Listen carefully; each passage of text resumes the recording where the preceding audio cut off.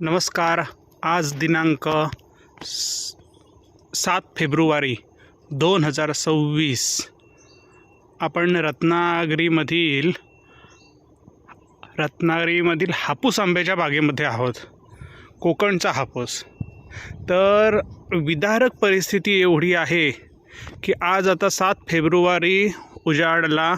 ह्या बागांमध्ये आपण मेंटेनन्ससाठी 6-7 फवारण्या केलेल्या, पण ह्या बागेमध्ये झाडांवर आंबा नाही.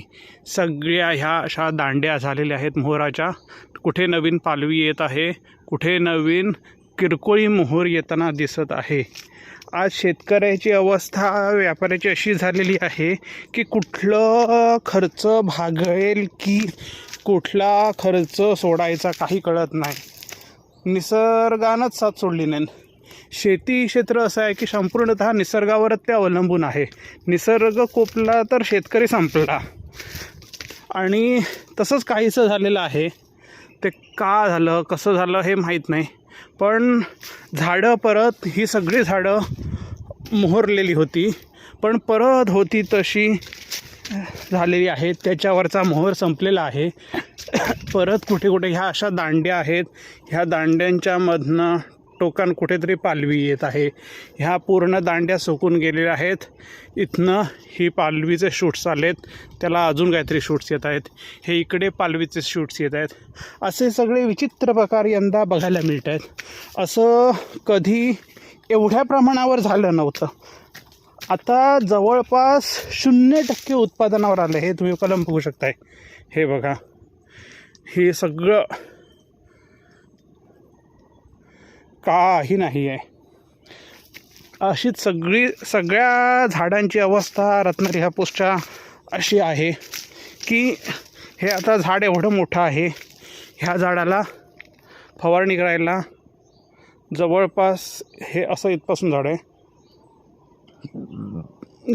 100 वर्षाचं झाड आहे. ह्याला 150 लिटर पाणी लागतं. मग तुम्ही हिशोब करू शकाल की काय खर्च झाला असेल शेतकऱ्यांचा. आम्ही आता शेतकरी खूप त्रासलेलो आहोत. आम्ही म्हणून शेतकरी आता पुढच्या पिढीला नोकरी धंद्याला लावतो. शहरी माणसांना ही झाडं बघून, यूट्यूबवर बघून वाटतं की कोकणामध्ये असा पैसा आहे, तसा पैसा आहे. त्याला सगळ्या गोष्टींची साथ असेल तर आहे. बुवा आपण मेहनत केली, झाडाला खतपाणी घातलं म्हणजे झाड धरेलच याची शाश्वती नाही. नोकरी केल्यानंतर दिवस भरल्यानंतर कमी जो काय असेल तो पगार मिळणार. 6 महिने काम केलं, एखाद्यानं फसवलं मालकान तर 3 महिन्याचं देईल, 2 महिन्याचं देईल. पण निसर्गानं जर साथ सोडली तर एकाही महिन्याचं, एका दिवसाचं पण काय मिळू शकत नाही. अशी यंदा हापूसच्या झाडांची अवस्था आहे. हे बघा, पूर्ण तुम्ही बघू शकता ही सगळी झाडं काही नाही. हे काळे स्पॉट दिसत आहेत ना, हे काळे सगळे मोहर झालेले आहेत सुकून पूर्ण.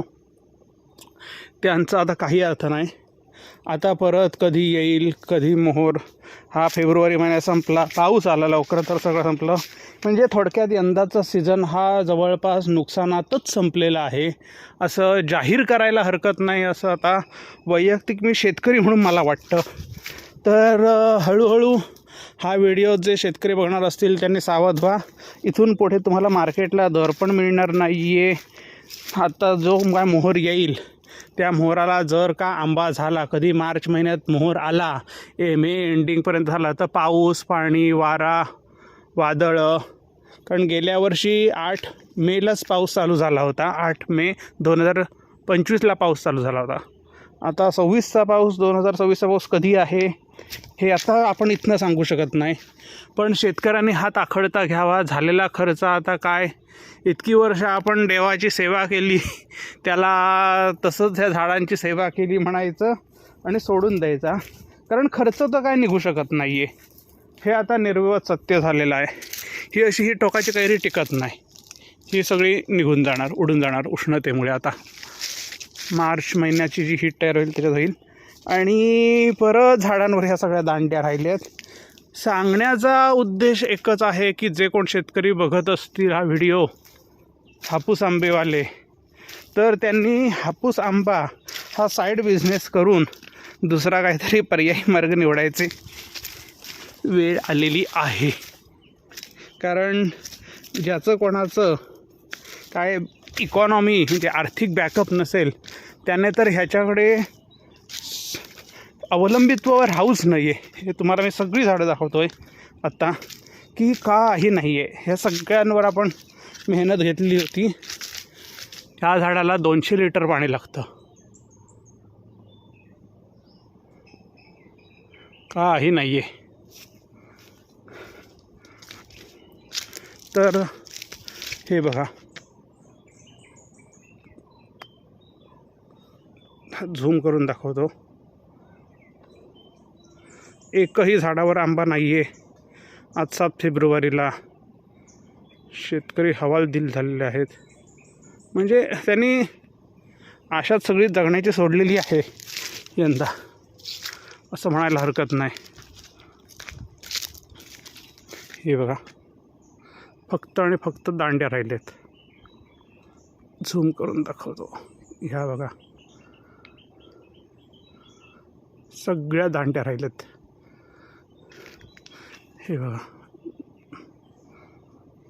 काही नाही आहे. तर हा व्हिडिओ माझ्या पण संग्रही राहील, आपल्या पण संग्रही राहील की शेतीमध्ये तुम्ही किती खर्च करायचा हे आधी तुम्ही प्रथम ठरवून घ्या. की शेती हे